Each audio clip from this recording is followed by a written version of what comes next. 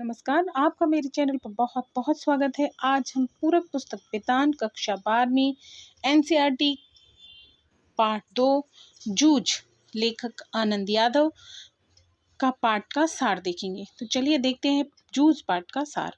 जूझ कहानी के लेखक आनंदा के पिता दादा उसे चौथी कक्षा के बाद पाठशाला भेजना बंद कर देते हैं। पाठशाला न जा पाने और शिक्षा अधूरी रह जाने का ख्याल बालक आनंदा को बहुत दुखी करता है। पिता स्वयं खेती के कामों से जी चुराता था। आनंदा को खेती के काम में लगा दिया। सुबह से शाम तक खेतों में पानी देना, कोल्हू चलाना जैसे काम आनंदा करता था और पिता सारा दिन गांव में घूमता फिरता और रखमाबाई के कोठे पर जाता। खेत का सारा काम आनंदा से कराते थे। यही कारण है कि उन्हें पाठशाला भेजना नहीं चाहते थे। दीपावली के बाद ईख पेरने के लिए कोल्हू चलाया जाता था, किंतु इस वर्ष दादा की समझ में ईख की अच्छी खासी कीमत मिल जाती। देर तक खड़ी रहने वाली ईख से रस में पानी की मात्रा कम होती है और रस गाढ़ा हो जाता है, जिसके कारण ज़्यादा गुड़ निकलता है। लेकिन दादा की समझ में गुड़ ज़्यादा निकालने की अपेक्षा भात ज़्यादा मिलना चाहिए, इसीलिए आनंदा के घर कोल्हू पहले शुरू होता था। आनंदा की माँ चाहती थी कि उनका पुत्र 7वीं तक पढ़ ले। दादा गुस्सैल स्वभाव के थे, अतः वह डरती थी। धूप में कंडे थाप रही माँ से आनंदा ने अपने पढ़ने की बात छेड़ दी। माँ ने कहा, अब तू ही बता, मैं क्या करूं? पढ़ने लिखने की बात में तुम्हारा पिता बरहेला सुअर की तरह गुर्राता है। आनंदा ने दत्ता जी राव सरकार से पढ़ने के बारे में बात करने को कहा। माँ बेटे की तड़पन समझती थी, अतः रात को आनंदा और उसकी माँ दत्ताजी राव देसाई के यहाँ गए। माँ ने दीवार के सहारे बैठकर दत्ताजी राव से सब कुछ कह दिया। वे इस बात से सहमत हो गए। माँ ने उन्हें बताया कि दादा खेती के काम में हाथ नहीं लगाता, सारे गांव भर आज़ादी के साथ घूमने को मिलता रहे, इसीलिए उसका पढ़ना बंद कर खेती में जोत दिया। देसाई बोले, आने दे, अब मैं उसे सुनाता हूँ कि नहीं अच्छी तरह देख। उठते उठते आनंदा ने कहा कि जनवरी के महीने में कक्षा में जाकर बैठ जाए और पढ़ाई की दोहराई कर ले तो 2 महीने में 5वीं और सारी तैयारी हो जाएगी। दत्ताजी राव ने कहा, अब तुम दोनों घर जाओ, जब वह आ जाए तो मेरे पास भेज देना। दादा के घर आने पर माँ ने कहा, साग सब्जी देने देसाई सरकार के यहाँ गई थी और उन्होंने कहा है कि बहुत दिनों से तेरा मालिक दिखाई नहीं दिया, खेत से आ जाने पर जरा इधर भेज देना। देसाई के बाड़े का बुलावा सम्मान की बात थी, अतः दादा तुरंत चल पड़ा।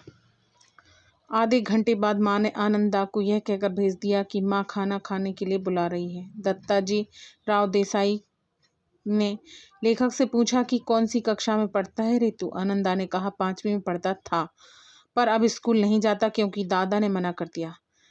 खेतों में पानी लगाने वाला कोई नहीं था। देसाई ने पूछा, क्यों रतनपा?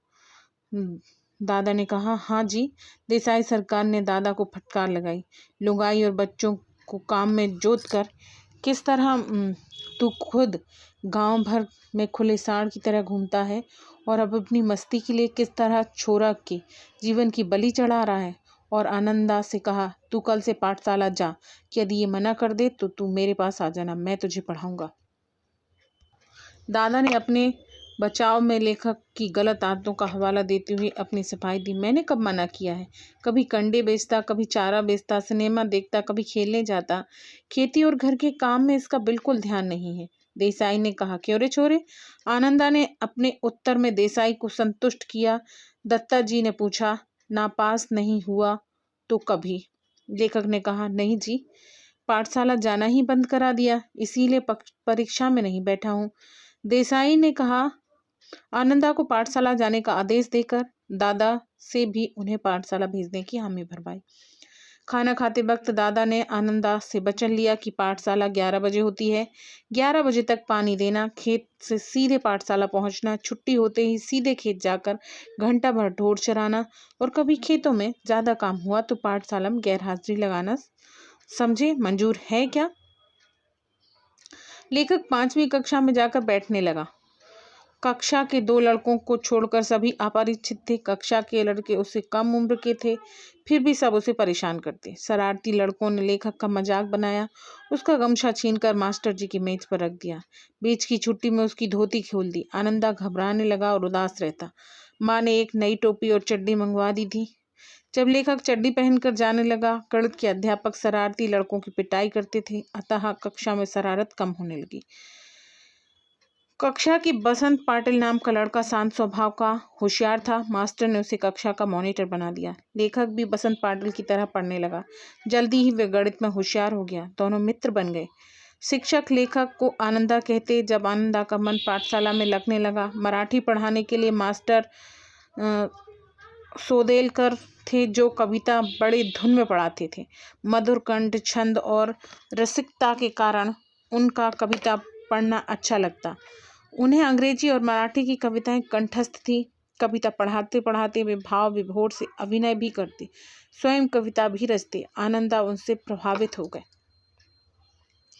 आनंदा खेतों पर पानी लगाते या ढोर चराते समय वह मास्टर जी की तरह ही कविताएं गाते और थुई थुई करके नाचने लगते। उन्हें अनुभव हुआ कि अन्य कविताएं भी इसी तरह पढ़ी जा सकती हैं। अतः जिस काम को करते वक्त उन्हें अकेलापन लगता, वह समाप्त एकांत अच्छा लगने लगा। वह अभिनय के साथ साथ कविता गाने लगा। मास्टर सोदेलकर को उनका गाना अच्छा लगा। पाठशाला के एक समारोह में उन्हें गवाया गया। मास्टर के पास मराठी के काव्य संग्रह थे। मास्टर कवियों के संस्मरण भी सुनाते थे। अतः आनंदा को कवि आदमी लगने लगा। आनंदा को विश्वास हो गया कि कभी भी उसी की तरह हाड़मास व क्रोध लोभ मनुष्य होता है। उसे लगने लगा कि वह स्वयं भी कविता लिख सकता है। मास्टर के दरवाजे पर लगी हुई मालती की बेल पर कविता लिखी। इससे आनंदा को लगने लगा कि वह अपने आसपास गांव खेतों का भी कविता बना सकता है। अब वह भैंस चराते वक्त फसलों व जंगल की फूलों पर तुकबंदी करने लगा। वह उन्हें गुनगुनाता और पाठशाला जाकर मास्टर को सुनाता। कविता लिखने के लिए कागज कलम रखने लगा। कागज कलम न होने पर वह लकड़ी के टुकड़े पर, भैंस की पीठ पर या पत्थर की शिला पर कंकड़ से लिख लेता। कंठस्थ हो जाने पर उसे पहुँच देता। अपनी कविता मास्टर को दिखाता था। कभी कभी वह रात को ही मास्टर के घर कविता दिखाने पहुँच जाता। मास्टर उसे कविता शास्त्र के बारे में समझाते, छंद, अलंकार, शुद्ध लेखन, लय का ज्ञान कराते। लेखक को मास्टर का सानिध्य मिलने से उसकी मराठी भाषा सुधरने लगी। वह अलंकार, छंद, लय आदि की सूक्ष्मता से देखने लगा। ये था हमारे जूझ पाठ का सार। मिलते हैं अगले वीडियो में।